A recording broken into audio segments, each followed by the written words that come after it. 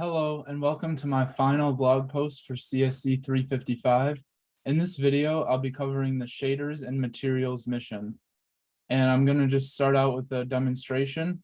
So when we start up the scene, a lot of the stuff at first was just review. I mean, I've covered a lot of this stuff in other missions as far as like applying different colors to the different objects. So you can see for instance, for one of these apples back here, we can just change the base map here and change the color like that. Moving up to these apples in the front, these are actually all the same color, but we've just done a little bit of different stuff with the in the material properties here. So for this one, we changed this metallic map value. So you can see on the bottom here, as I change this value, if I take it all the way down, it looks pretty normal. If I put it all the way up, it just gives it a different look like that. For this other one, we actually changed the workflow mode to specular. And then we can change the specular map, change the smoothness, and it just gives it a different look. So even if all the objects are the same color, there's still a lot more stuff that we can do to sort of change the look of it. Next up, I'm going to move over to the plant in the jar.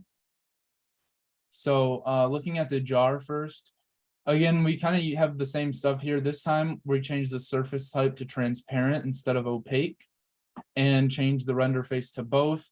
That's what gives it this clear or transparent look. And again, we can change these same values to just sort of alter the way it looks and sort of fine tune it that way. If we look at the plant, it looks a little bit weird at first. It looks almost white. But if you zoom in here, you can see that's not really the case. It's just kind of the way that the lighting looks.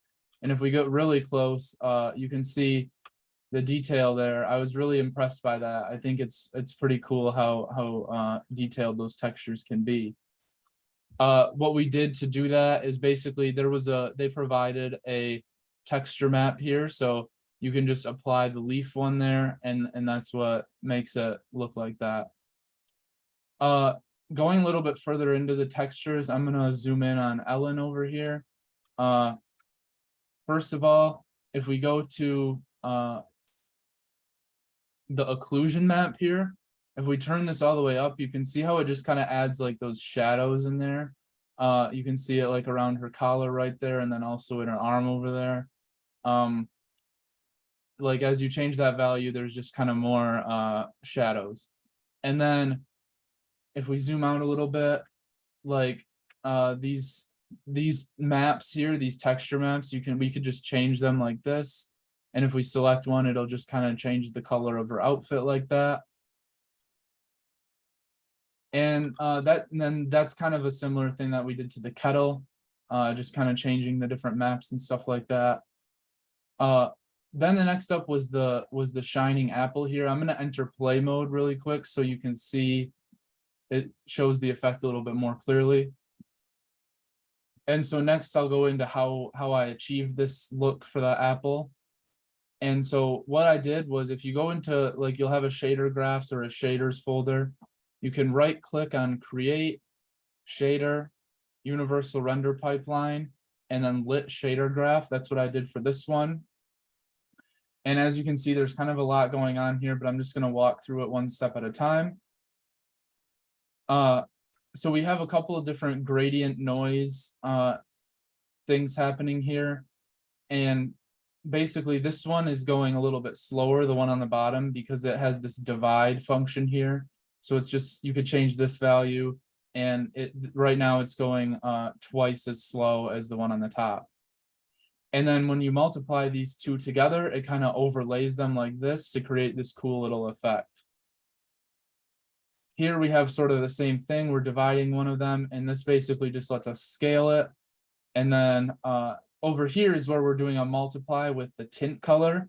Tint color is just one example of like one of our inputs. You can see on the blackboard, this is actually an input that the user can change later on, and we'll see an example of how that looks. But for right now, we just have the tint color. We multiply it by the effect that we've produced so far, and it results in this. And then we just apply this to the base color. We could also apply this to the emission color, but I found that if you do another multiply over here with a glow variable and then apply it, you can do some pretty cool stuff with that.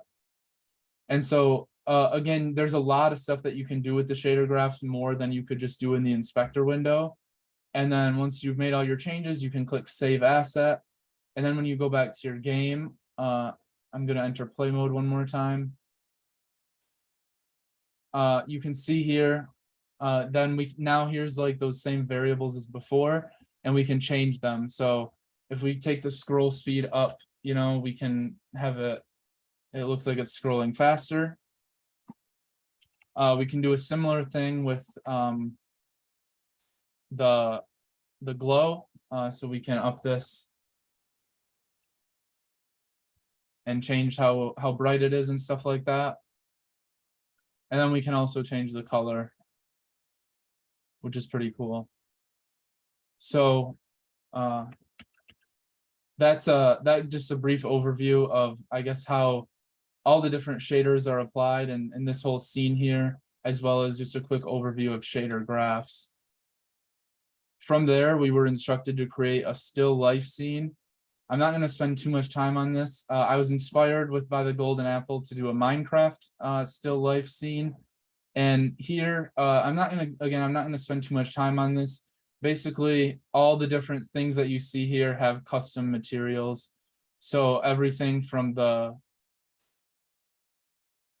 wood handle here has its own, to all the different blocks, which all have their own.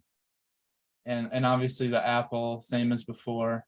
And you can just change a lot of these values to make it more realistic or more animated like it looks in Minecraft. And I just kind of played around with it and produced this little quick scene to the best of my memory. So that's what I came up with for that.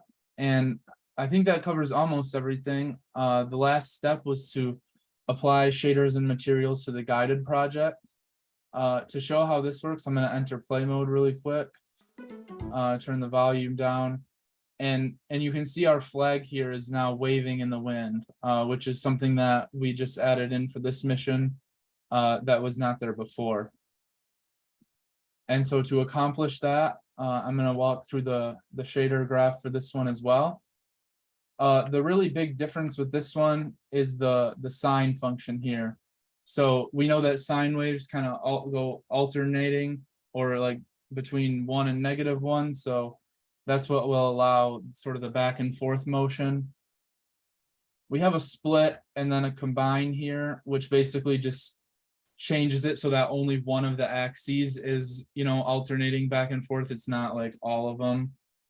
And then down here, we anchor the one side of the flag to the flagpole so that both sides aren't going back and forth. It's just the one end is anchored and then the other end is free to sort of move back and forth. From there, we just have our texture added to the base color, and then that's what allows the Unity logo to be back on there like it was before. And then we just have a couple of inputs. We have the amplitude and the wind speed over here.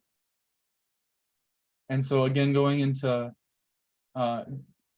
play mode, I'm going to show you how we can change those two values and what it will look like.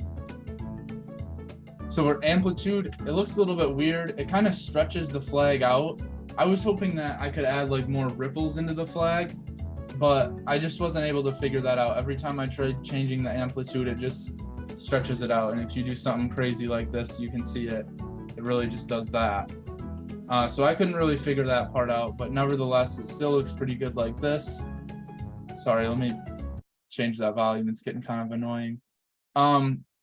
With the wind speed, again, you can just change it like this and it'll go slower. Or if you want it to be a really windy day or like a hurricane, you can do something like that. But we'll leave it as like a light breeze for now. And yeah, that was everything that I wanted to cover for this. The only other parts in this were just applying some of the built-in shaders. So like they supplied this material, and so before, you know, all these couple of buildings were like this ugly pink. I just applied the material that they kind of provided to them, and the same is true with the beach ball here. So as you can see here, there was a beach ball material that was part of the project, and I just applied it to this game object, and now you can see that kind of rounds out our scene pretty nicely there. And so with that, I think that's everything that I wanted to cover for the shaders and materials mission.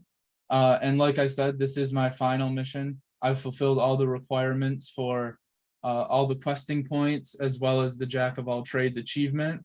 So I'm sure the next time I'll be posting a video, I'll be showing off my game for the game jam. So I'm looking forward to that. And yeah, with that, thank you for watching. Goodbye.